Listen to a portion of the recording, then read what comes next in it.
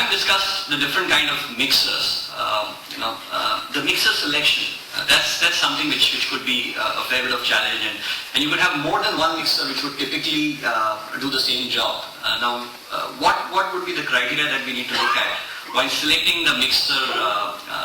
So viscosity is one of the criteria, so material characteristics would be the first thing that we would look at. But for a given set of material characteristics, what would then come is the process setup, which needs to do with the charging arrangement, the discharging arrangement, the mixer operating parameters, what would be the temperature and the pressure conditions under which the mixer would be operated, what would be the capacities that we are looking at, the accuracy of mixing. Some mixers tend to be more accurate in terms of getting a better homogeneity, and issues like mixer cleanability when it comes to critical applications where probably you would have a color master batches, or you could have products which are related to the food and the pharmaceutical industry. Equipment costs, which comprise not just the capital cost of the equipment but also the operating cost of the equipment. So all these factors need to be taken into consideration while doing the basic selection. What is extremely important when it comes to high viscosity mixing is laboratory test. Laboratory and pilot scale test can give you a lot of information for viscous mixing, mainly because you could get a very good feel of what would be the capacities that you could derive out of the mixers, what would be the power consumption that would get in, and these kind of results would really help in the scale up, just to make sure that you don't overpower or underpower your equipment. You also get the right capacities simply because of the changes which happen in terms of viscosity, specific gravity. So coming to high viscosity mixing, we would always recommend that the lab and the pilot scale test be carried out.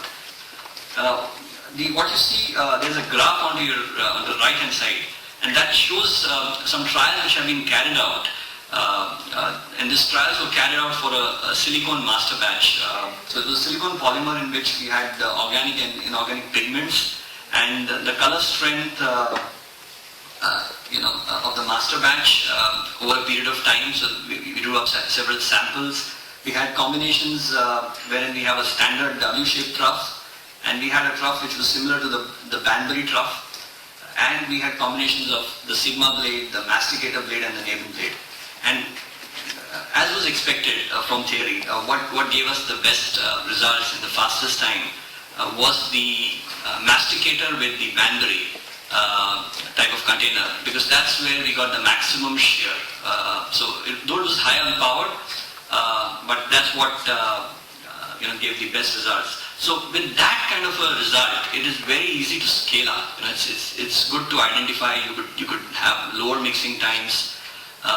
So that's the advantage of doing tests besides looking at the basic criteria.